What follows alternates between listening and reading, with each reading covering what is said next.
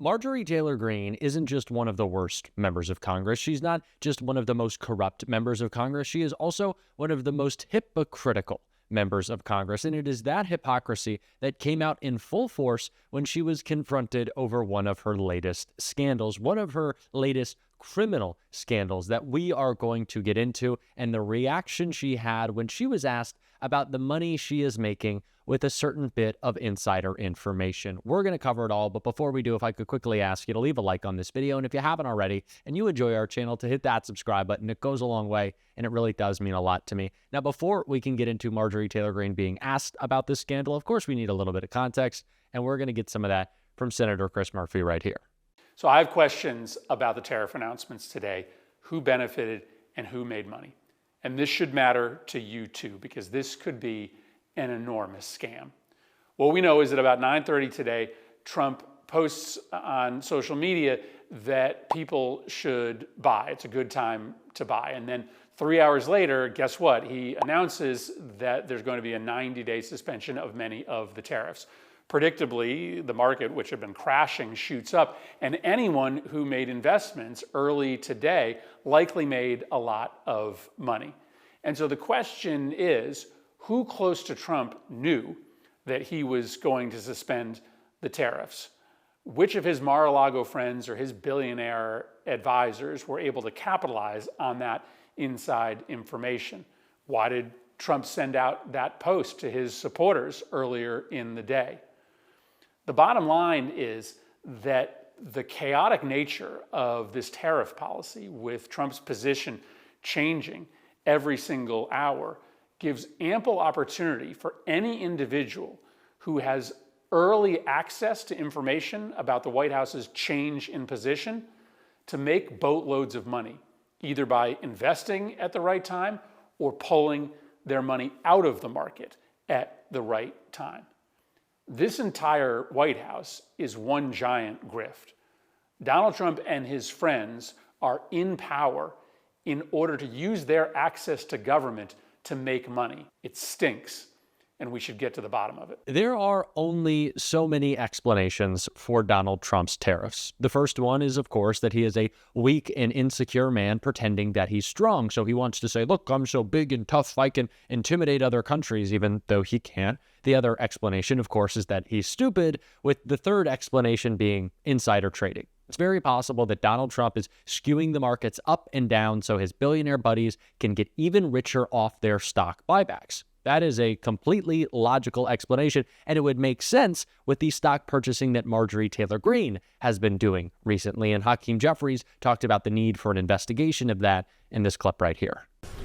We need to get to the bottom of the possible stock manipulation that is unfolding before the American people, including what, if any, advanced knowledge did members of the House Republican Conference have of Trump's decision to pause the reckless tariffs that he put into place.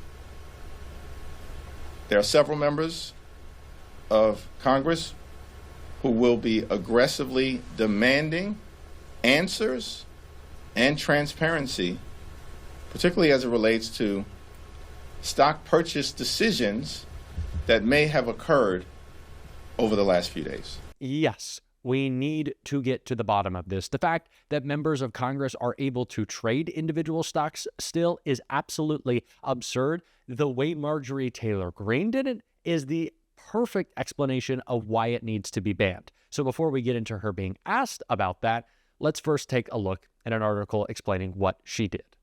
Marjorie Taylor Greene faces insider trading probe, calls over stock buys. Democrats are calling for an investigation into Marjorie Taylor Greene's purchase of stocks during the recent market dip following President Donald Trump's announcement of sweeping global tariffs on April 2nd.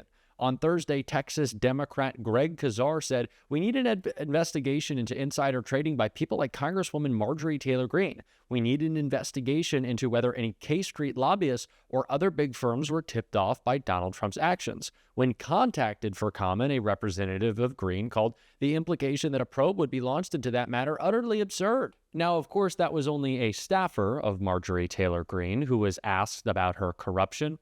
What happened when Marjorie Taylor Greene was asked about how so many members of Congress get rich when they become elected officials.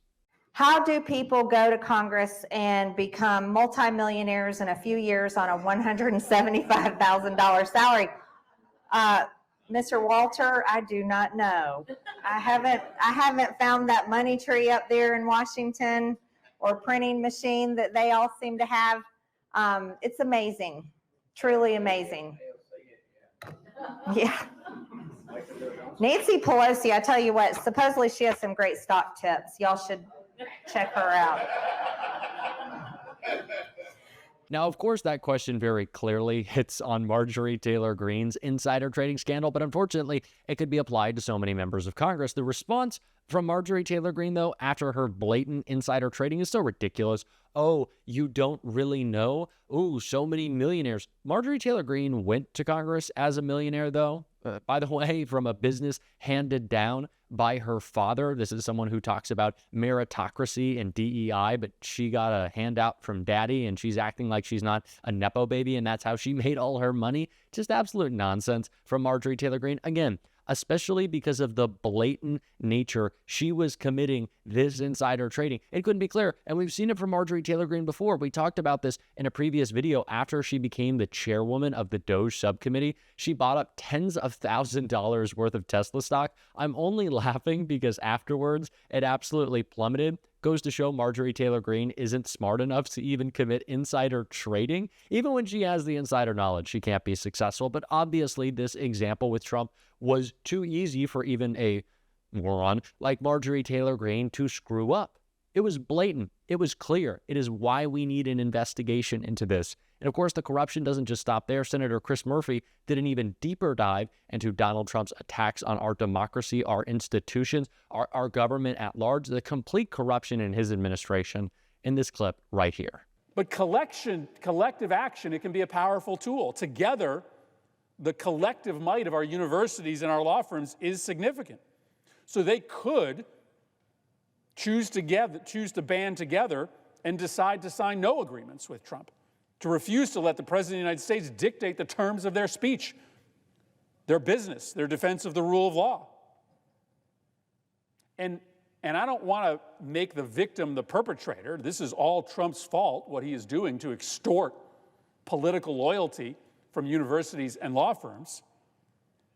But instead of there being collective action on behalf of these industries, the opposite is happening. In the legal profession, when Paul Weiss was being targeted, the other big firms didn't rise to their defense. They started making calls to Paul Weiss clients and lawyers using Trump's assault as a means to poach business or partners. That's shameful, acting like ravenous vultures, putting your profits first instead of your country's interests or the interests of the legal profession, which pledges before a court to stand up for the rule of law. Instead, these big firms are aiding and abetting the destruction of the rule of law by doing Trump's work for him, making targeted firms even more vulnerable by working behind the scenes to strip them bare for parts. There are good, patriotic lawyers at many of these high-priced firms who know that this is wrong, and they should speak up. Some of them already have. And now, finally, Trump is coming for the rest of the private sector. Listen, I have no idea what the Trump tariff policy is. The constantly shifting positions of the last week, they're an embarrassment. It's complete incompetent malpractice. It's jeopardized jobs and retirement savings and college funds all across this country. But the tariffs are complicated and convoluting and hard to understand, likely because they aren't actually economic or trade policy. They're a political tool. This one, designed to force every major company to come before Trump to plead for tariff relief in exchange for giving Trump the company's political loyalty. No different than what's happening in the legal profession or in America's universities. A tariff can be written very easily to favor one industry over another or one company over another. And the confusing nature of the tariff regime is a means for Trump to require every major company in the country to come on bended knee to him to get the relief they need. And that loyalty pledge could be anything: the purchase of some Trump crypto coin, public support for Trump's economic policies, donations to his political campaign. But having watched what Trump has done one by one to universities and law firms, why would we assume the tariffs aren't just simply a tool to do the same thing to big companies? So what I'm trying to say here is that you don't need a battle royale between the president and the Supreme Court for democracy to die. If journalists are constantly looking over their shoulder and unable to report on the truth, if protest is suppressed, even moderately at universities, if lawyers start giving cover instead of uncovering corruption and illegality in the regime, if companies start being mouthpieces for the regime as a price of doing business, if all that happens, then we are not a real democracy anymore. We are a fake democracy. Elections still happen, like in Turkey, like in Hungary, like in Venezuela, but the rules are going to be tilted, and dissent will be suppressed so much that the same side, Trump's side, wins over and over and over. And this should matter not just to Democrats, not just to members of the minority party. This should matter to Republicans as well. We swear an oath to uphold the Constitution. And it is time for us to see the game that is being played.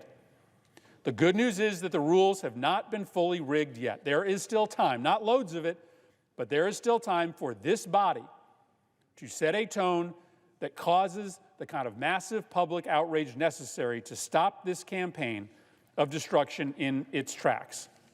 But that requires those of us who believe that the threat to democracy is urgent to act like it. That means saying to our Republican colleagues that we're not going to act like business as usual, that we're not going to proceed to legislation unless we have agreement, Republicans and Democrats, to stop this assault on free speech and dissent.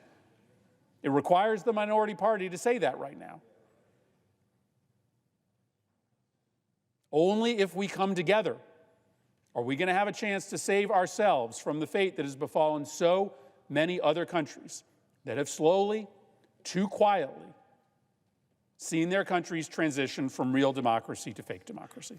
The corruption in Donald Trump's administration couldn't be clearer. Chris Murphy outlines it all, and that clip could go on for hours, as Cory Booker did, about all of the corruption, the criminality, the attacks on our democracy happening all of the time in Donald Trump's administration. But it is our job to shed light on them. It is our job to point them out. It is our job to talk about them every single day, while also offering up an aspirational vision of what our government can be, that we should ban stock trading. Senator Jon Ossoff, who is running for re-election right now in 2021, when he just got into the Senate, introduced this bill. It is bipartisan. It should have happened a long time ago. This is the type of stuff that we need to, as Democrats, be talking about all the time. It's what we're going to be talking about on this show, certainly. And if you want to support that, as always, you can hit that subscribe button, leave a like on this video, and if you stuck around to the end, drop a blue heart in the comments. And until next time, I'll see you soon.